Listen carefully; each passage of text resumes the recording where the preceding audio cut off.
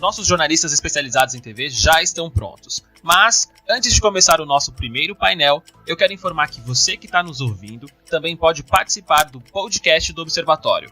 Faça sua crítica, mande a sua pergunta, que no próximo programa a gente destaca aqui.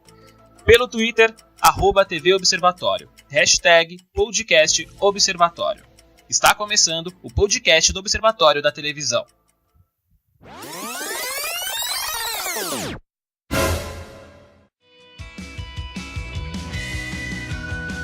Bom, hoje a nossa mesa tá bem noveleira. Os nossos jornalistas, Neuber Fischer, João Paulo Reis e Cadu Safner, sejam bem-vindos ao podcast do Observatório. Vamos começar aqui com as novidades na teledramaturgia. Tudo que você faz, um dia volta pra você. O Outro Lado do Paraíso finalmente estreou. Quais foram os pontos altos da estreia? Cadu Safner. Olha, eu acho que a novela começou num ritmo muito bom.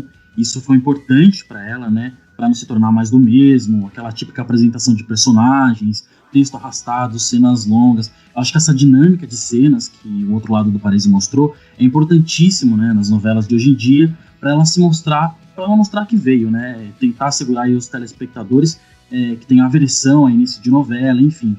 Né? O elenco é dos melhores, né? Acho que é do melhor dentre essas novelas que estão no ar aí atualmente na Rede Globo. A história não é confusa, eu acho que a história é bem clara, né? Eu vejo somente um pouco de perigo ali nos personagens da Grazi Massafera e da Bianca Bin, porque, na minha visão, embora elas sejam atrizes espetaculares, boas, excelentes, né?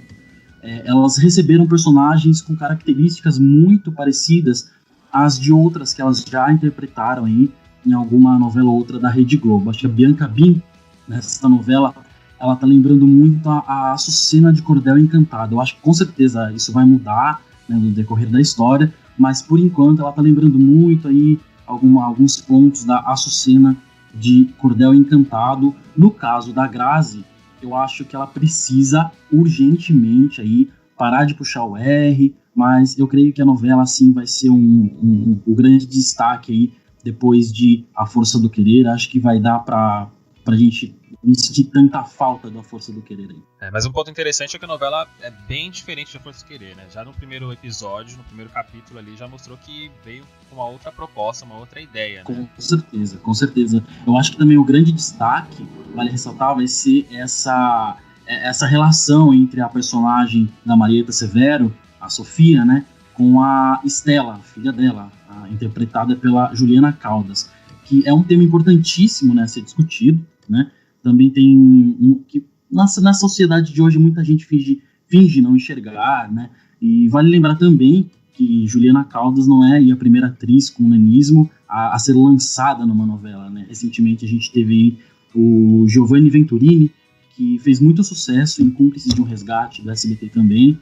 Bom, complementando essa parte aí que o Cadu disse da atriz anã Juliana Caldas, eu acho que ela, apesar de ser um tema bem interessante e que está sendo abordado, eu acho que de uma maneira correta, mostrando que realmente existe um preconceito muito grande e existem mães que têm como que eu posso dizer, essa rejeição por um filho quando ele é diferente. E no caso a Sofia está levando isso ao extremo, né? A ponto de querer ver a filha longe, morando em outro país, para não ter que passar a vergonha, entre aspas, de dizer que tem uma filha diferente. Porém, a atuação da Juliana Caldas ainda não é aquelas coisas, né? A gente percebe que é uma coisa bem robotizada, ela não tá tão natural, mas dá para relevar porque é a primeira novela dela, né? Ela já fez outros trabalhos no teatro, mas em televisão e novela é a primeira vez. Então, acredito que ela pode evoluir ainda ao longo da novela e numa próxima novela que ela venha fazer. Mas, por enquanto, o assunto, o núcleo ali, o tema é interessantíssimo, mas ela ainda não está ao nível, digamos assim, da Marieta. Agora, João Paulo Reis, um dos pontos altos dessa estreia foi mesmo a parte técnica da novela, né? A fotografia, a iluminação, tudo muito impressionante, né? Parecia um filme, né? Inclusive ali com os créditos, né, sendo inseridos dentro da novela no primeiro episódio, né? O que você achou disso? Eu achei visualmente muito bonito. Toda a trama ela foi planejada, a estética dela foi planejada. A fotografia, a iluminação, foi tudo bem bonito. Eu vi as pessoas reclamando sobre o crédito, eu acho que é até um pouco bobo, porque quando é a mesma coisa, todo mundo reclama que é a mesma coisa, que tá na mesmice, que novela é tudo igual. E aí quando vem alguma novela que inova de alguma forma, atrai reclamações, o que é estranho. Mas eu achei bonita, eu já não aguentava mais aquela fonte que a Globo sempre usa há décadas, aquela Vagabond, que eu acho que chama fonte. E A Globo Face, né? sim, aquela coisa redonda. E eu achei bem interessante. O Cadu tinha comentado sobre a Grazi, eu acho que ela tá puxando o R por causa da localidade, porque em Verdades Secretas ela não puxava. Eu acredito ainda, desculpa te interromper, que ainda seja algo dela, da atriz, porque se você pegar as entrevistas que ela dá, ela também puxa o R. Eu sei que em Verdades Secretas ela mandou muito bem, até ela levou o M, né? A novela levou o M, mas eu acredito que é algo dela. Esse R aí me incomoda um pouco, mas é algo pessoal. Eu acredito que, não sei, ela poderia dar um tom diferente pra diferenciar, porque ela já fez tantos personagens com sotaque caipira. Ela que iniciou lá na novela do Manuel Carlos, passou por Negócio da China, fez Tempos Modernos. Em todas essas novelas, antes de Verdades Secretas, ela tinha uma sonoridade com esse R aí meio se destacando, né? Mas vamos ver, eu espero que ela construa um personagem bem característico para o outro lado do paraíso. Então, a Bianca Bin, ela tá puxando o R também. Inclusive, ela tem um sotaque muito forte, caipira. Eu percebi isso ontem, no segundo capítulo.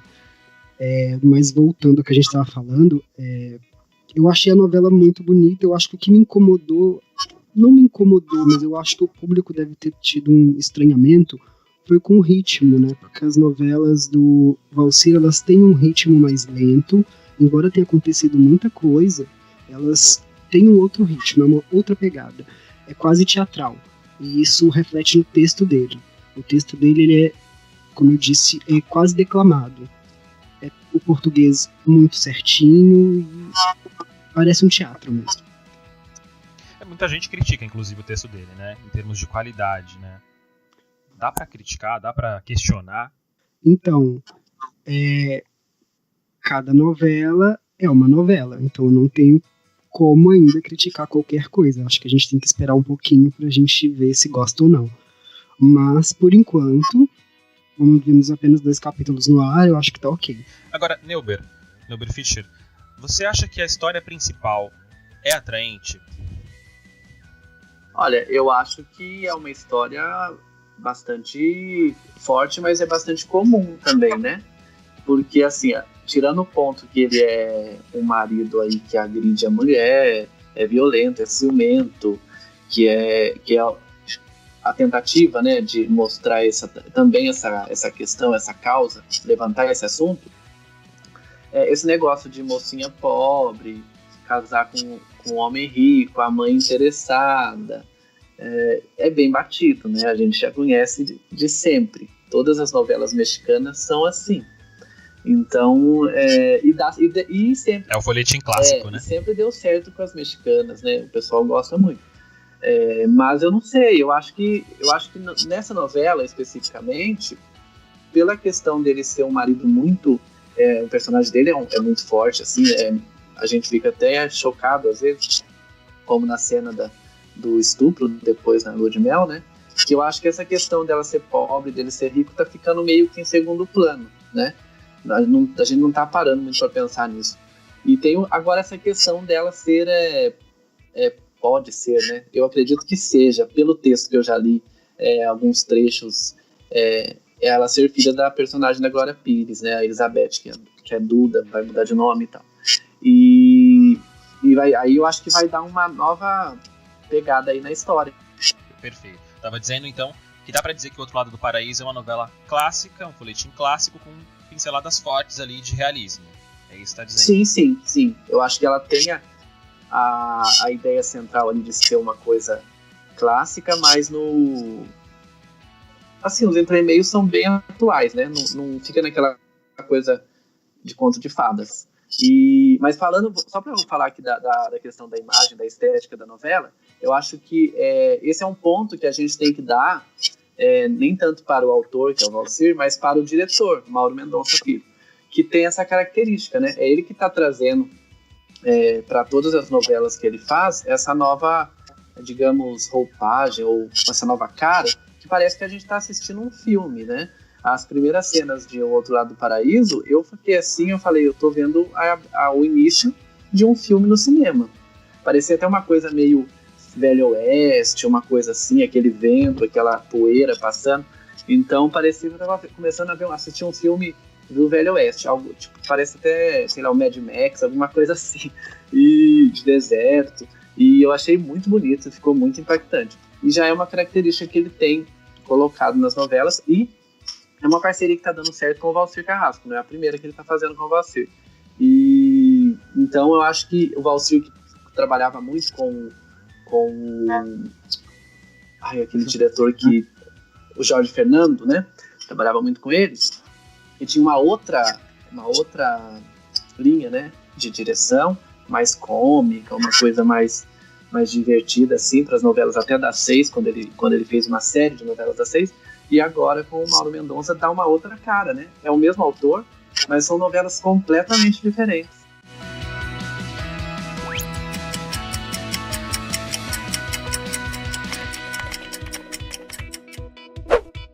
Onde queres revólver, sou coqueiro. E onde queres dinheiro, sou... Agora, eu queria mudar de assunto com vocês, porque A Força do Querer terminou, mas ainda repercute um pouco, né? Porque muita gente sente falta da novela, né? Do sucesso que a novela fez, né? Olha, eu sou bem chato com fim de novela. Geralmente eu não gosto, eu fico decepcionado. E assim como com filmes também. Mas nessa não. Essa eu gostei, eu achei que foi caminhando mesmo para aquilo que a gente, digamos, esperava, né? Não foi um final que decepcionou pelo ponto de você, eu achava que ia acontecer isso, aconteceu aquilo. Pelo menos para mim. Eu esperava realmente que acontecesse muitas das coisas que aconteceram no final. Então, para mim, foi um final esperado e que eu gostei, que me realizei como telespectador assistindo ali, vendo os desfechos de cada personagem, principalmente porque ela fez questão, né, de fazer um desfecho para cada uma das personagens principais da novela. E os secundários aí ficaram, não tiveram tanto espaço no capítulo final, mas a gente entende que não dá para mostrar o que aconteceu com todo mundo. Eu gostei, eu acho que foi um final 10. João Paulo Reis, o final de Ritinha, Rui e Zeca, com um tom até bem humorado ali, agradou, na sua opinião? Eu acho que não tinha saída. A Ritinha, ela tinha mesmo que ficar sozinha, porque ela sempre se amou mais que amou qualquer pessoa, então ela precisava seguir o rumo dela.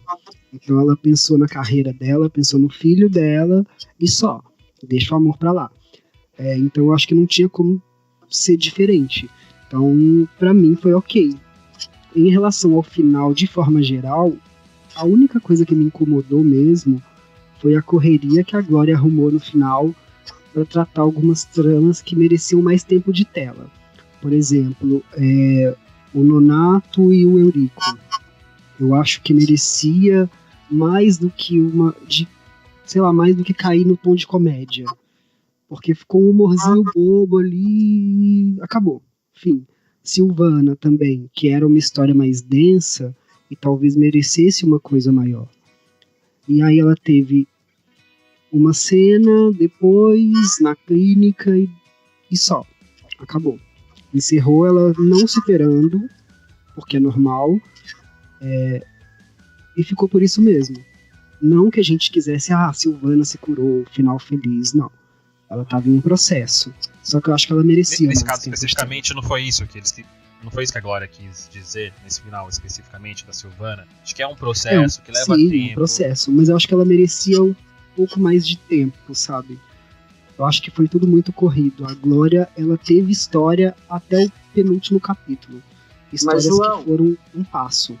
Sim. Então ela não poderia fazer o desfecho no último capítulo, porque com tudo isso que você está falando, de correria e de diminuir o espaço de alguns personagens, já teve mais de 2 horas o capítulo, se estendesse mais, né, viraria o quê? 3 horas.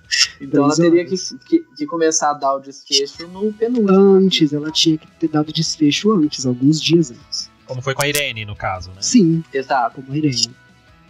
Mais ou menos por aí. Ela ir construindo aqueles finais, não jogar tudo de uma vez, como parece que foi feito.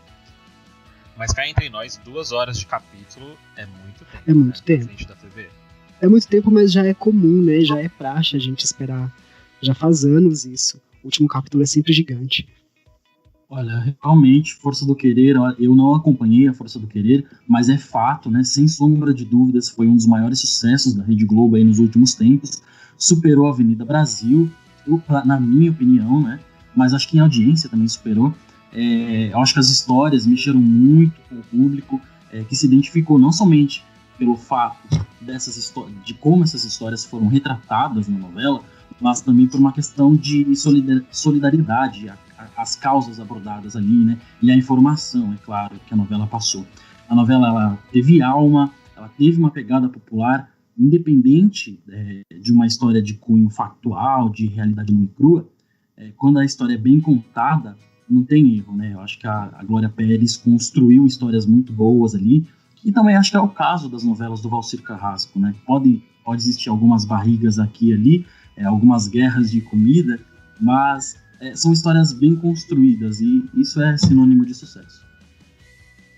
Agora, Cadu, interessante você falar de Avenida Brasil, do sucesso de Avenida Brasil, e relacionar com a Força do Querer, porque a gente tem uma opinião de uma seguidora do podcast do Observatório da Televisão, a Mariana de São Paulo. Vamos ouvir. Oi, pessoal do podcast do Observatório, Mariana Riscala de São Paulo, tudo bem?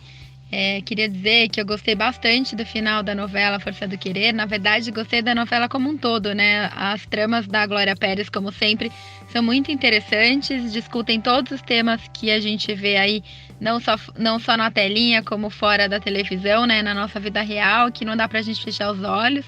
E é muito interessante ela discutir tudo isso nas novelas. Acho que desde Avenida Brasil, que eu não via o pessoal se reunindo para assistir o fim de uma novela, que ficou bem bacana. Então, de parabéns. Um beijo. Eu acho que a maioria, né, assim como ela, a maioria do público aprovou a novela, né?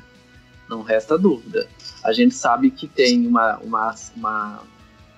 linha aí da sociedade que não gostou de alguns temas abordados pela novela, são mais conservadores, etc. Mas, de maneira geral, a novela foi muito bem recebida pelo público, né? Não tenha dúvida. É interessante você falar do lado conservador, porque a gente também tem uma opinião diferente da opinião da Mariana. A Mônica de Mauá disse que não gostou muito de alguns temas levantados na novela. Vamos ouvir.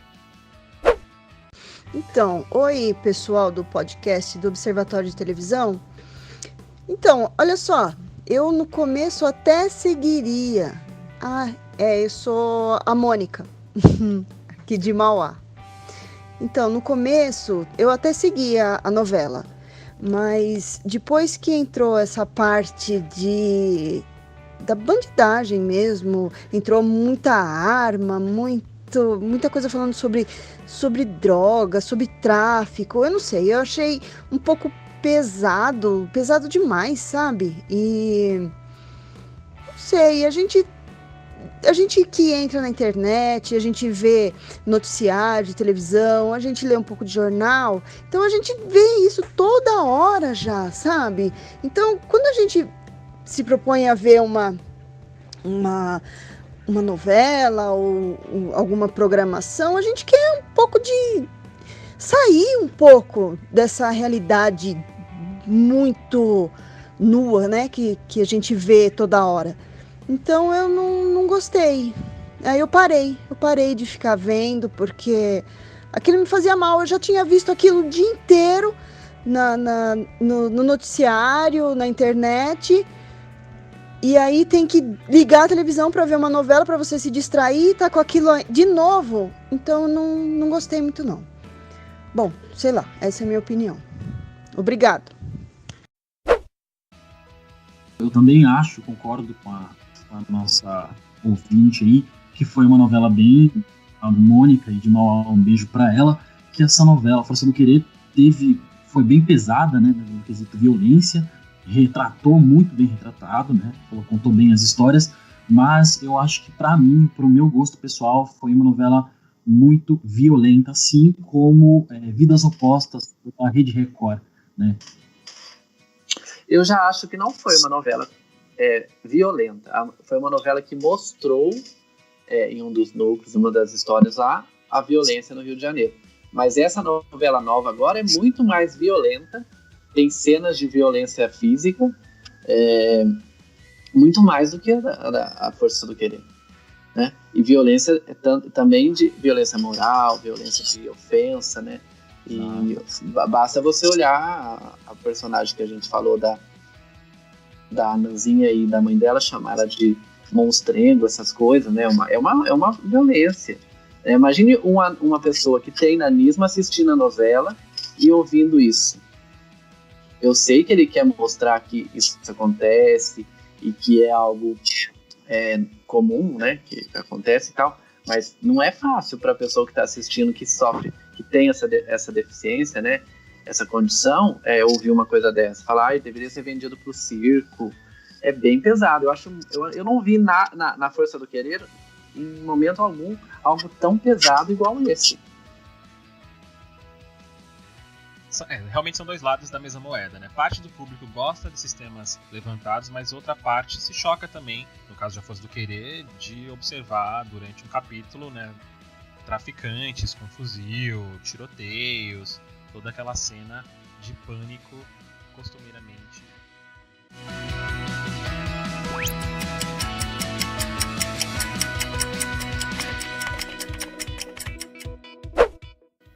Bom, vamos encerrar esse assunto A Força do Querer, porque a gente vai falar agora de uma novidade. Uma das novelas mais emblemáticas de Gilberto Braga está de volta. Celebridade foi a escolhida da Globo para substituir Senhora do Destino no Vale a Pena Ver de Novo.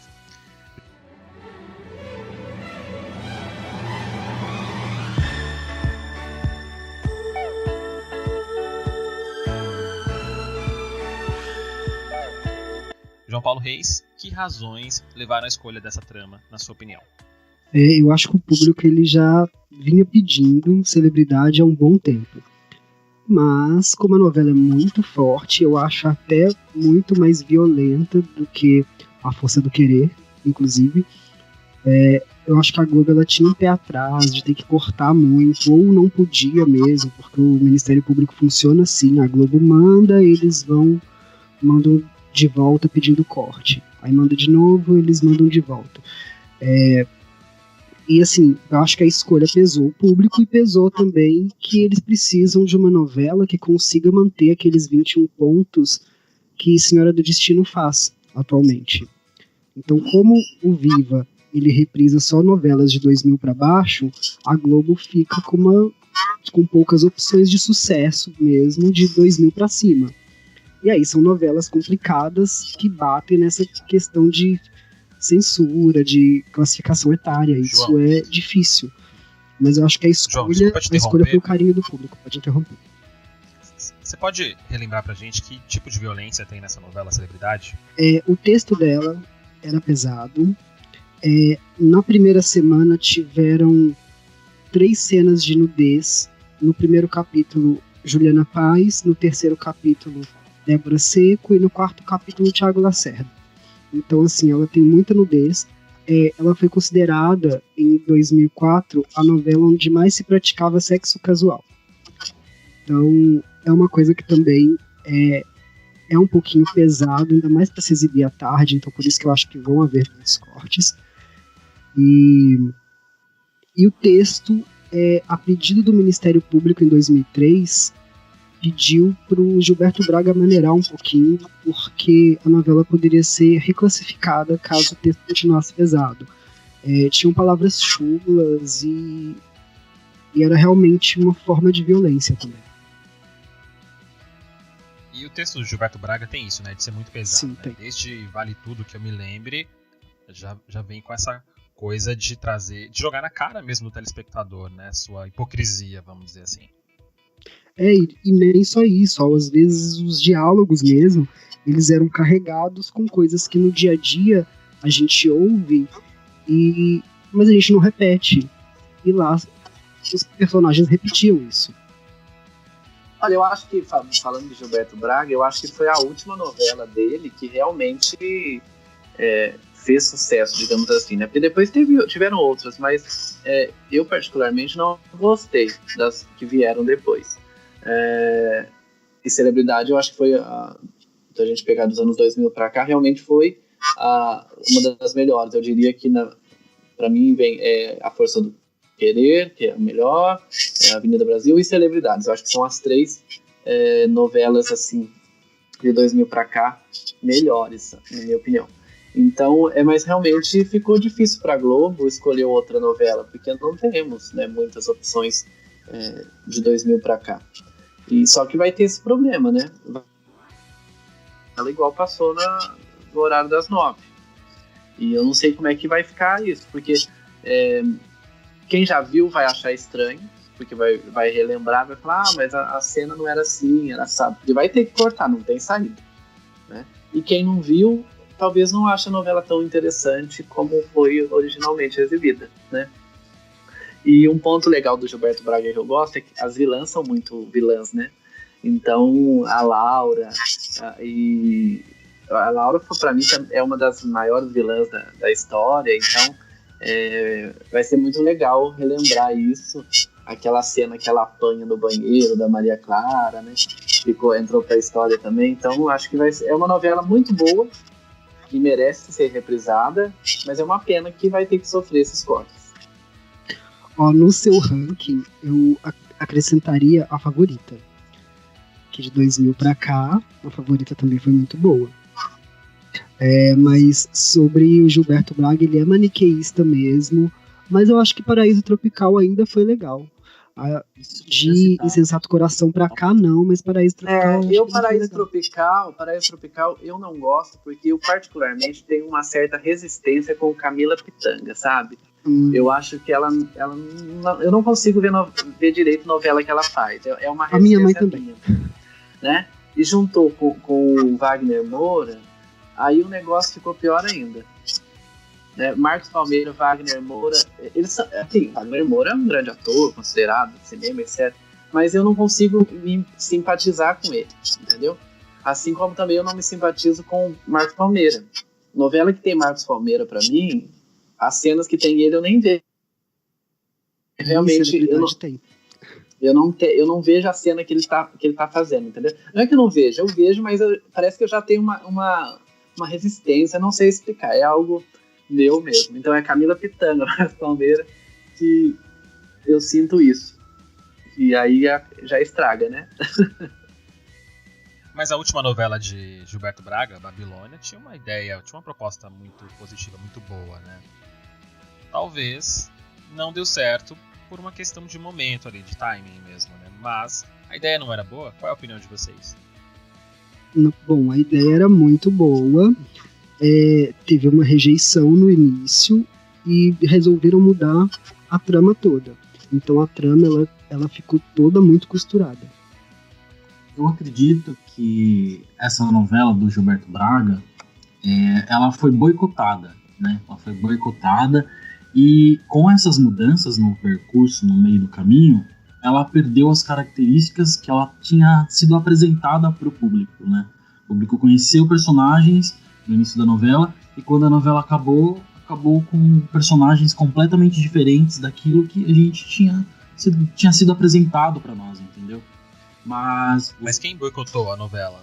Eu acho que, digamos assim, entre aspas, a família tradicional brasileira, por conta do beijo lésbico, o beijo lésbico, enfim. No primeiro episódio entre a personagem de Fernanda Montenegro e a Natália Timber, né? Então, e A Força do Querer teve lésbica, teve transgênero, tudo, e foi uma outra recepção. Agora, em Babilônia, era uma outra época, talvez por isso as pessoas ainda não estavam tão preparadas para aquilo, sem contar que eram atrizes bem veteranas, bem senhoras, né? Então pode ter sido esse o problema. E é incrível, porque tinha um elenco de peso, né? Igual tem agora essa novela O Outro Lado do Paraíso. Por isso que eu falo que às vezes o elenco não pode ser o melhor do mundo, que não vai adiantar nada. E tinha Fernanda Montenegro, Natália Timber, Glória Pires, e a Adriana Esteves, né? Então, tipo assim, todo mundo querendo ver a Carminha de novo.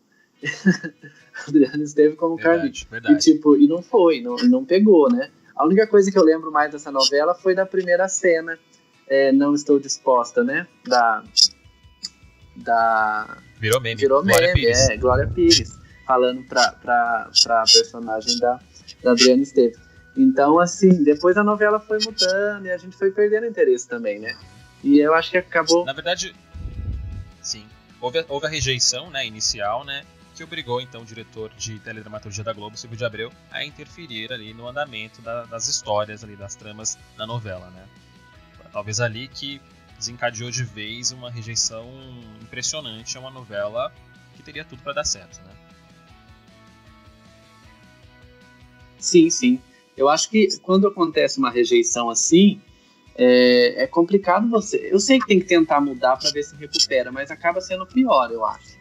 Eu acho que você tem que insistir para ver se o negócio pega, melhor do que mudar. Então a gente tem que esperar agora a celebridade estrear para ver se vai dar certo nos tempos atuais, nas tardes da Globo. Eu acho que pode não dar certo. Se não der certo, vai ser por causa da época. Porque vai estrear em novembro, vai pegar o horário de verão já, período de festas, depois de janeiro, período de férias, e quando as pessoas voltarem a assistir televisão com mais frequência, já vai ter passado metade da história. Então isso é um risco. A data de estreia é um risco. Quando que estreia a novela? Eu li novembro. Novembro, ainda não tem final data. De novembro, disseram só final de novembro. Eu acho que novela que estreia nessa época agora do ano é complicado. Porque você pega festas de finais de ano, o pessoal viaja, férias, etc. E aí, né, a audiência tende a cair mesmo, não tem jeito. E depois janeiro e tudo mais, eu acho complicado. Eu acho que a Força do Querer até foi também privilegiada nesse ponto, porque ela começou depois do carnaval, né, e acabou antes das festas de final de ano. E ela pegou o período, tipo, top, o melhor período para se fazer novela. Sim, pegou todo o inverno ali, quando as pessoas estão mais tempo em casa, né, durante as noites, para poder assistir TV, ficar com a família, né? Exato. Vamos ver, né? E isso de estrear a novela no final do ano, início de ano, me remete ao Apocalipse da Record, né? Que vem aí e ninguém sabe exatamente quando vai estrear, né? Se vai ser em novembro, se vai ser em dezembro, se vai ser em janeiro, né? Vamos aguardar pra ver. Se eles estrearem em dezembro, estão ficando loucos, né? Mas Apocalipse já foi adiada. Eu acredito muito na força de Apocalipse, até pelo... Eu sei que, tipo, a gente sabe que elenco não segura, como o Neuber disse, elenco não segura a audiência, mas a Record conseguiu bons e excelentes nomes aí pra novela. Acho que já foi adiada para 2018, até porque é uma super produção, né? Já vai começar aí mostrando grandes tragédias, como furacão, tsunami, enfim. Vai ser um grande investimento, maior do que antigamente, e promete muito, né? Mas novela que promete muito, às vezes, cai no fracasso. Se começar em janeiro, pode ter problemas, porque é o período de férias. Se começar depois de janeiro, pode ter problemas, porque a novela de Valci pode estar embalada, né? Possivelmente vai estar embalada, né? Vamos ver se a novela vai dar certo, né?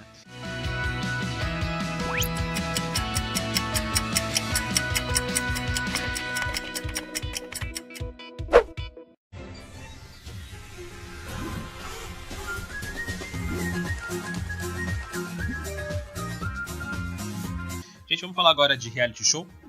A Record TV abriu as portas da Fazenda para a imprensa. O Observatório da Televisão esteve lá e acompanhou toda a estrutura do reality. Durante esse evento, o apresentador Roberto Justus disse, abre aspas, como vamos manipular a votação para ajudar participante que daqui a um ano ninguém lembra mais quem é? Eu não vou jogar minha carreira, nossa história fora. Eu tô pouco me lixando para quem sai e quando sai. Não é que eu não goste, mas não muda nossa vida. Fecha aspas. Você que está nos ouvindo pode assistir a reportagem sobre os bastidores e a cobertura completa do programa de Fazenda em www.observatoriodatelevisão.com.br. Neuber Fischer, essa explicação dos Justus convenceu ou não convenceu? Olha, a gente sabe, não é de hoje, que pode até não haver uma manipulação assim direta, digamos assim. Mas eles trabalham para fazer com que as coisas aconteçam conforme eles querem, né? Eles não vão, obviamente, descaradamente beneficiar alguém, porque todo mundo vai ver. Mas a gente sabe que há orientações, tem o trabalho da edição, que acaba beneficiando um e prejudicando o outro.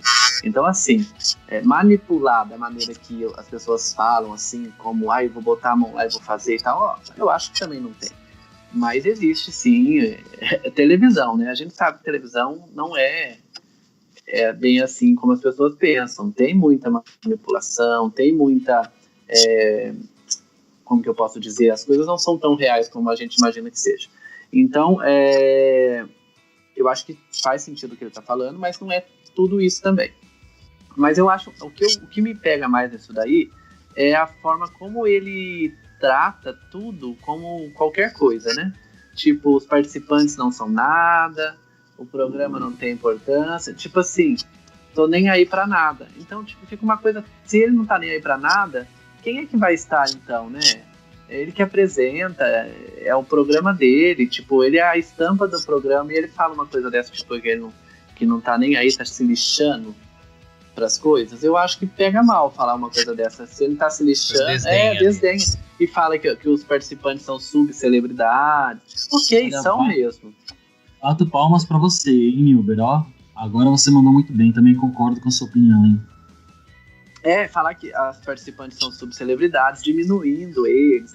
A gente sabe que são subcelebridades, mas eles estão fazendo o programa. Se não fosse eles, não teria o programa também. Então a gente tem que saber dar o valor às coisas, né? O programa não é do Roberto, não é o Roberto Justo. O programa são os participantes da Fazenda, o apresentador, a direção e tudo mais.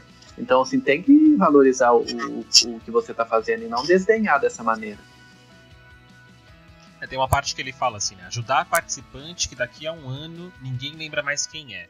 É muito forte, né? Sim, assim. É como se fosse um qualquer, né? Fosse um qualquer. Acaba desmerecendo o próprio elenco ali da edição. Exato. Da Fazenda. Quer dizer, se fosse então um programa com pessoas, entre aspas, importantes, artistas de primeiro time, ele teria uma outra postura, né? Já que para subcelebridades ele não tá nem aí. É isso que dá a entender, né? Então, tipo, quando ele vai num programa que tem gente mais, que ele acha, né, que é de um nível superior, alguma coisa assim, ele trata de uma maneira. E quando é subcelebridade ou anônimo, trata como um qualquer. Ainda falando dessa questão de valorizar, não valorizar o programa, dá pra dizer que a Fazenda Nova Chance é também uma chance pro público acompanhar um bom entretenimento? O que você acha, Cadu Safner? Olha, eu acho que a Fazenda já deu, eu acho que já cumpriu a cota, entendeu? Essa edição foi o estopim, né? Eu acho que uma próxima edição, só se ela for muito bem elaborada, mudar apresentador, talvez o diretor é muito bom, mas eu acho que essa mudança de Itu para Itapecerica da Serra não foi uma boa ideia, né? No geral, eu acho que a Fazenda ela não cumpriu o esperado pela emissora, né? Eu tenho visto que a própria Record TV tem feito pouco caso da atração na programação, vem cumprindo apenas o caso dos contratos dos participantes, né? Aquilo que a gente já conhece, né? O tradicional, saiu do reality, faz lá hoje em dia, passa por alguns programas e depois some na vida, né? Em outros tempos, a Fazenda chegou a ter flashes, né, durante a programação. Eu acho que essa edição prometeu muito, né, e não aconteceu, acabou não acontecendo. Mas eu tô falando por mim apenas, né? Mas é uma constatação em números e relatos, né? Todos os profissionais que cobrem o programa, que assistem a Fazenda, até mesmo os fãs do reality, deixa muito claro, né, a frustração com essa edição, né, intitulada Nova Chance aí, que aliás tinha tudo para ser o melhor reality show dos últimos tempos, né? Mas personagens errados, apresentador errado e deu no que deu.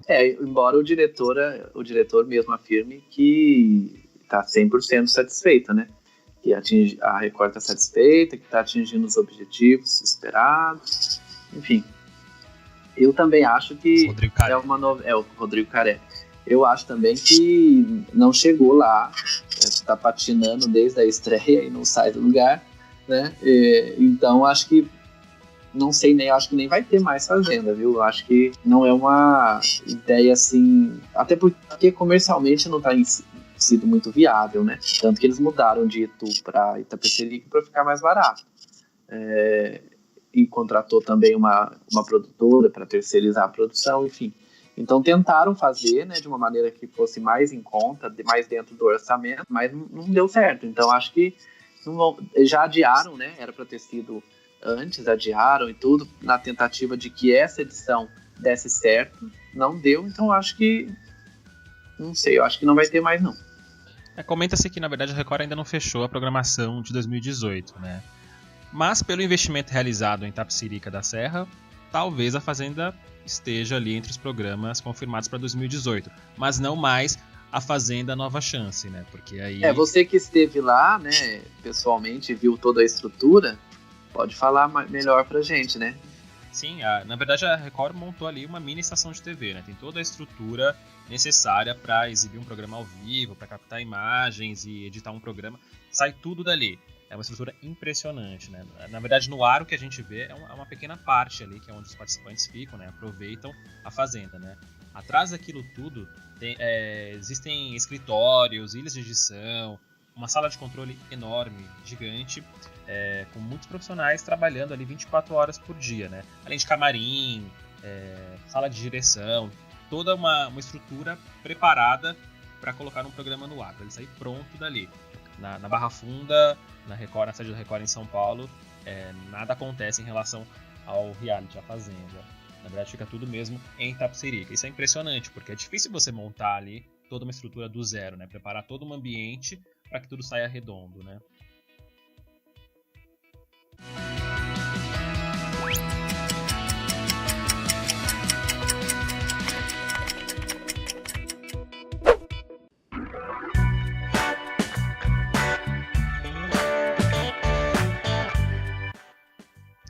Bom, gente, queria falar com vocês sobre uma notícia da semana agora, né? Foi surpreendente o fato de que o Pânico continuou no ar na Band até dezembro apenas. O que vocês acham que levou a essa impressionante queda do programa, que era considerado um dos mais populares entre a população, entre o telespectador brasileiro? Neuber Fischer. Bom, eu acho que o Pânico, desde que ele saiu da Rede TV, já não é mais a mesma coisa, né? Ele foi pra Band, teve mudança de elenco, mudou praticamente tudo, né? E a audiência também já não era mais a mesma há bastante tempo. Comercialmente era um programa que dava retorno, eu acredito que ainda dê, mas foi se desgastando, e é um processo natural, porque é um programa muito... as mesmas coisas sempre... mulheres quase seminuas, bullying, né? Eles praticam bullying entre eles, celebridades, enfim. Então é o tipo de programa que foi se desgastando. É muito natural isso acontecer, né? E aí quando chega num ponto em que já não dá mais audiência, você já não tem o faturamento que você costumava ter, e custa, né? É um programa que custa, porque tem um elenco grande, e não é barato fazer. Então acaba que se torna inviável, né? Eu acho que é por isso que chegou ao ponto de agora, né, ser anunciado que pode terminar em dezembro. Eu queria saber se você assiste o Pânico na sua casa nas noites de domingo. É um programa que você colocaria para assistir hoje? Colocaria na Bandeirantes para assistir hoje? Há anos eu não assisto.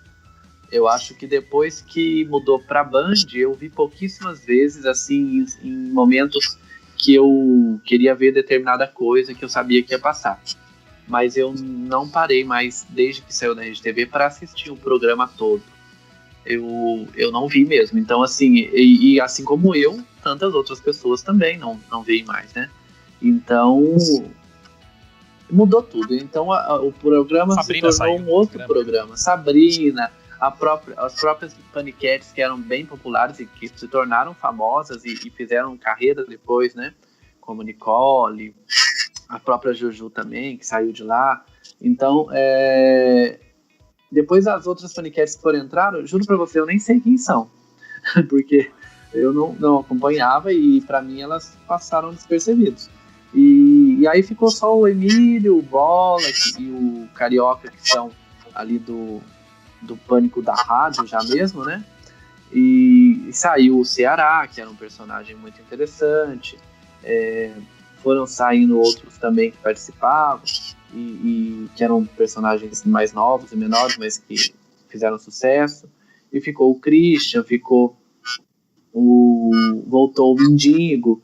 Mas assim, o programa foi, como se diz, vamos ir fazendo conforme dá, né? Tipo assim, saiu um, a gente bota outro no lugar. Mas não é bem simples, né? Assim, né? Porque as pessoas, elas criam uma identidade com aquilo e quando começa a mudar muito, ela se torna um outro programa, né? Agora, Cadu Safineiro, dá pra colocar um pouco dessa responsabilidade na conta da Band? Porque a Band tem passado por uma fase muito difícil, né? Sim, dá exatamente isso. Eu acho que o Pânico bate bem de frente com essa crise que aterra e assombra a Bandeirantes já há pelo menos aí, vamos por quase 2 anos, né, de, entre aspas, crise.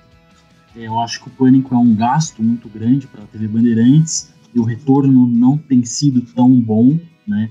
A cobrança é muito grande. São muitos apresentadores, muitas paniquetes, são muitos integrantes ali e acabaram mesclando um pouco de youtuber com mulheres desconhecidas ali sendo destaques, eles pegaram gente da rádio, acho que fizeram uma mistura e ficou tudo muito perdido. Quando você olha ali, é aquela plateia misturada com aquele monte de apresentador, você não sabe quem é quem tá falando, de onde que veio aquele barulho, quem tá fazendo tal comentário. Os repórteres do programa, eu acho que também não tiveram uma empatia tão grande quanto os antigos, né? Também acho que eles pegam muito pesado. Na verdade, na época da RTV, eles pegavam pesado, mas existia ali uma certa inocência deles, porque era um programa visivelmente barato, né? Tipo, não tinha grandes investimentos, e eles faziam daquele limão a limonada deles do fim de semana ali. E o pessoal gostava, achava divertido. Eu acho que dessa vez, com todo o investimento que eles tinham, eles poderiam ter criado um conteúdo mais atraente, porém, perdeu todas as características e se perdeu no meio do caminho. Eu acho que a Band também, quer dizer, o programa acabou ficando desacreditado ali na TV Bandeirantes, e eu acho que bateu de frente sim com essa crise, tem tudo a ver com o momento atual da TV Bandeirantes. Mas o curioso é que, apesar de tudo, ele ainda é o programa de maior audiência da Band em todo o Brasil, né? Em território nacional. Mais que o Masterchef? Então, assim, mais que o Masterchef, considerando o painel nacional, né? Então, assim, é curioso. Alguma coisa deve estar por trás disso também. Não só a questão de audiência, que obviamente que é menor do que já foi, mas não é tão ruim assim para os padrões da Band. Tem a questão do encrenca, que tem sido uma concorrência bem forte, né? Para eles, e que faz quase que o mesmo, né? Que eles fazem na Rede TV. Mas eu não acredito que seja pura e simplesmente a questão da audiência. Com certeza tem outras questões por trás desse possível aí final do programa. Você que conhece a Band, já trabalhou na Band, você acha que a Band vai se recuperar desse momento difícil, meu amor? Qual é a saída para a Band? Bom, eu acho que a Band está em crise desde que ela nasceu. Porque eu sempre ouço falar que a Band está em crise. A Band está em crise, está demitindo, está cortando o programa.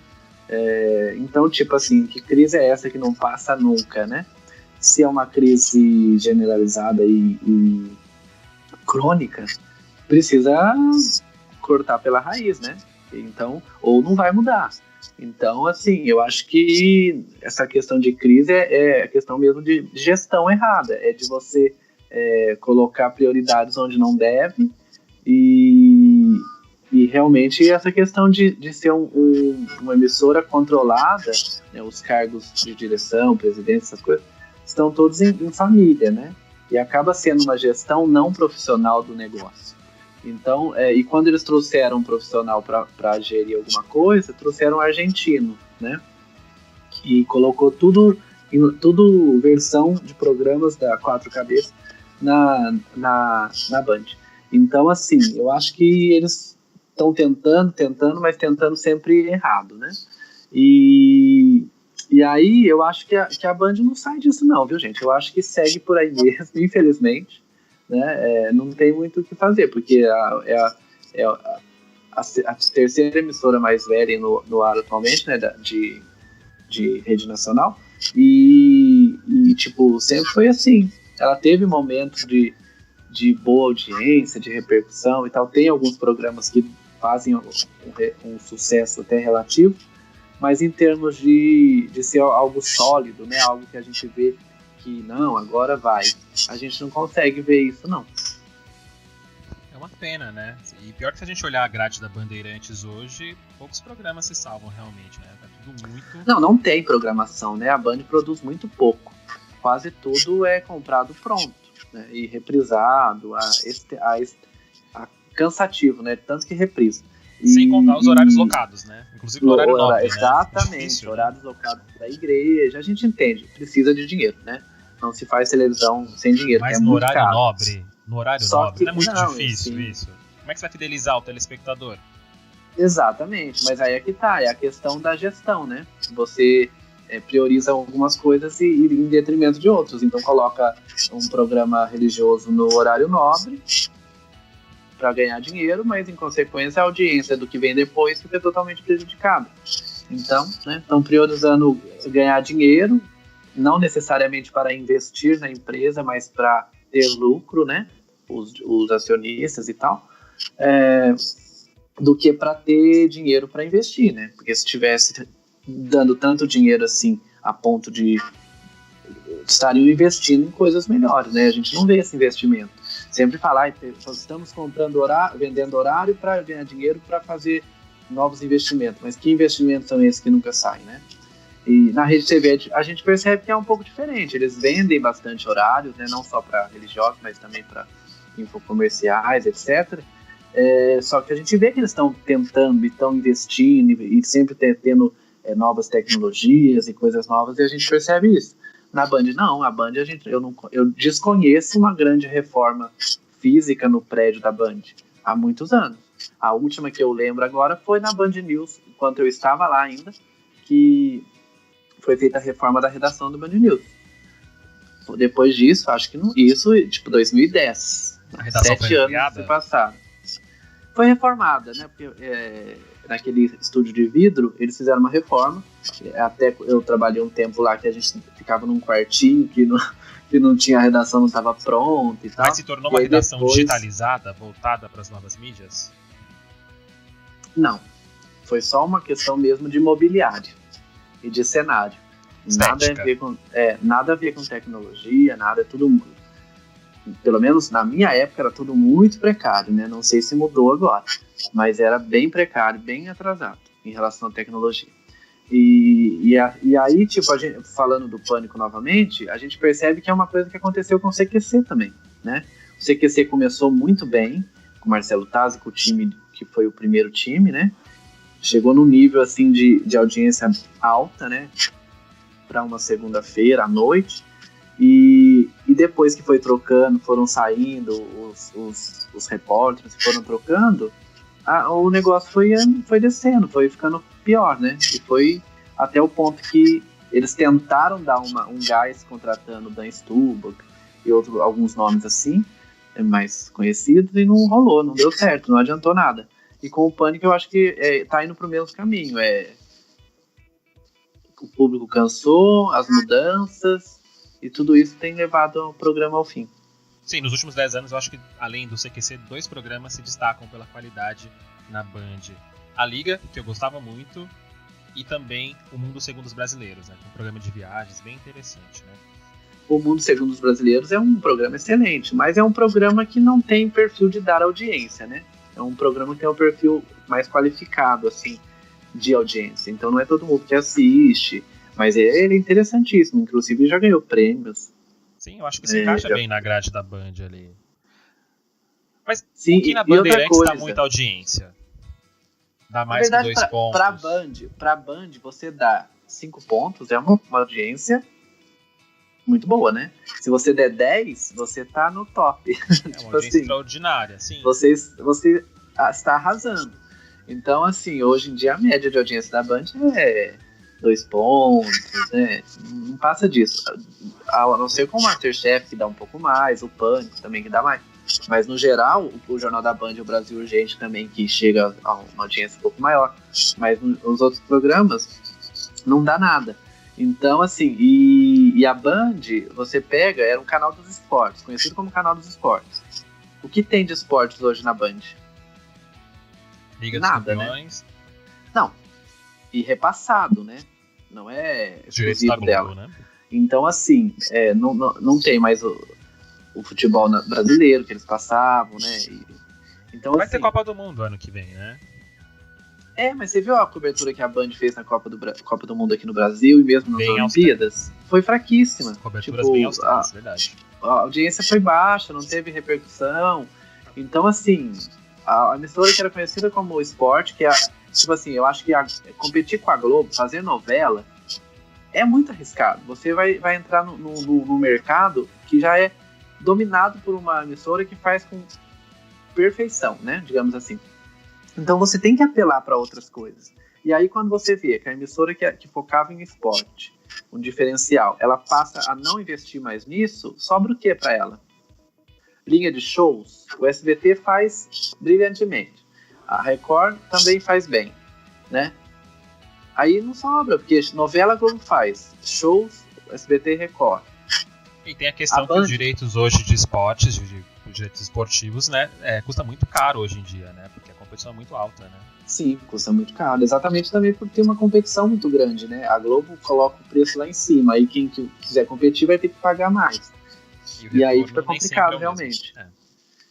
Mas ainda é uma das coisas que mais dá retorno financeiro, né? A Globo, senão a Globo não investiria. É o ao vivo, né? Jamais. O ao vivo, né? Acho que a TV vai ser cada vez mais ao vivo, realmente, né? E aí sobre o jornalismo também para a Band, também ela tem tradição nisso, né? No jornalismo. Só que a gente vê que não há investimentos, né? Em termos de ter mais repórteres, estrutura. Enfim, de uma maneira geral, os profissionais, porque tudo é reaproveitado, né? Você pega o Jornal da Band, é o único que produz, digamos assim, tirando o Brasil Urgente, né? Que tem o seu trabalho específico ali de jornal policial. Mas de jornal generalista, você pega o Jornal da Band, que é o único que produz. E os demais, né? Jornal da Noite, o Café com Jornal, eles repercutem aquilo que for produzido pelo Jornal da Band. E mesmo a Band News também. Ela pega o material da Band, né? Não é como a Globo News, que tem uma equipe própria, que sai à rua e vai fazer, e tem correspondentes, etc. A Band News ela usa muito. Isso ela não é usa parte muito de uma integração natural entre os veículos do grupo, Bandeirantes? Isso não é natural que ocorresse? Ou você está dizendo reaproveitamento bruto, sem nenhuma atualização, sem nenhuma diferenciação de uma veiculação para outra? Não há diferenciação, né? Você pega, por exemplo, o material que foi gravado pelo repórter da Band, do Jornal da Band, e os editores do Band News, eles reeditam aquele material, né? Mas não há um novo repórter que faz uma cabeça, uma passagem, não há. Pelo menos não havia, né, na minha época. E aí você não tem correspondente, você usa o correspondente da Band também. E aí, por exemplo, ou usa do Band News, a Rádio Band News, né? Da Rádio Band News, usava muito o material da Rádio Band News, os repórteres da Rádio Band News. Só que aí o que acontece? Você está assistindo a Band News ou você está ouvindo a Rádio Band News? Porque a televisão tem imagem, né? E você ficar só ouvindo o áudio do correspondente ou do repórter, isso é rádio, isso não é TV. Então, assim, o que falta realmente é esse investimento na qualidade daquilo que está sendo feito, já que é uma televisão, não é um rádio. E então, assim, hoje em dia, infelizmente, a única TV que realmente faz o canal de notícias que realmente faz um trabalho que a gente pode dizer que é bem feito, né, é a Globo News, porque a Record News nem se fala, né? nem é canal de notícias mais. Realmente a Globo News hoje não tem concorrência nenhuma, né? Não. E a Band News, infelizmente, faz aquilo que dá para fazer, né? Não é uma culpa dos profissionais que estão lá, porque são profissionais competentes, mas eles fazem o que dá para fazer. Então, eles ficam ali dentro do estúdio, não saem na rua. Então, depende muito do trabalho que foi realizado pelo repórter da Band. É uma questão, então, de investimento ali da direção, da Bandeirantes, né? De quem paga a conta, né?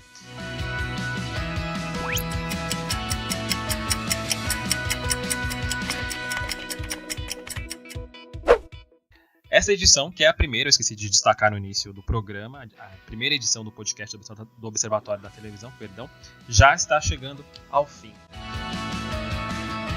Agora a gente vai aos destaques finais. Neuber Fischer, a sua palavra final aqui pra gente, por favor. Nossa, eu falei tanto da Band que eu já até me esqueci do que eu ia falar. Mas bom, eu vou destacar algo que eu fiquei sabendo agora, que é o Ratinho, né? Que é o empresário Ratinho, que tem se tornado aí o maior empresário da área de mídia, né? Com muitos funcionários. Então eu destaco essa questão do Ratinho, que não é só apresentador, mas tem se tornado aí um grande empresário dessa área de comunicação, de mídia, com muitas rádios, emissoras de TV e etc. Eu acho que o Ratinho merece um destaque aqui.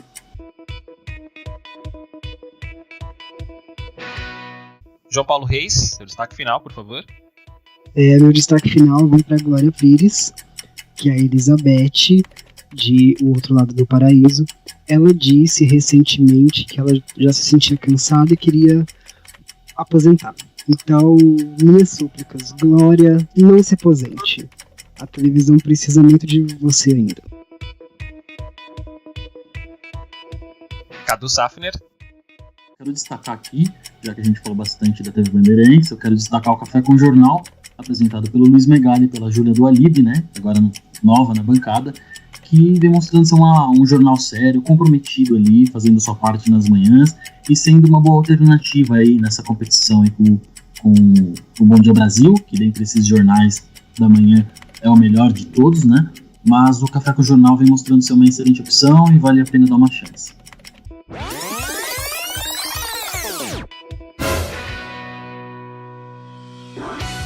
E você que está nos ouvindo já sabe, né? Mande sua pergunta, sua crítica no Twitter, @TV Observatório, #podcast Observatório. No próximo programa, a gente vai repercutir a sua opinião. Obrigado, meus colegas. Muito obrigado você por nos acompanhar. Tudo sobre o universo da televisão em www.observatoriodatelevisão.com.br. Semana que vem tem programa novo. Até lá!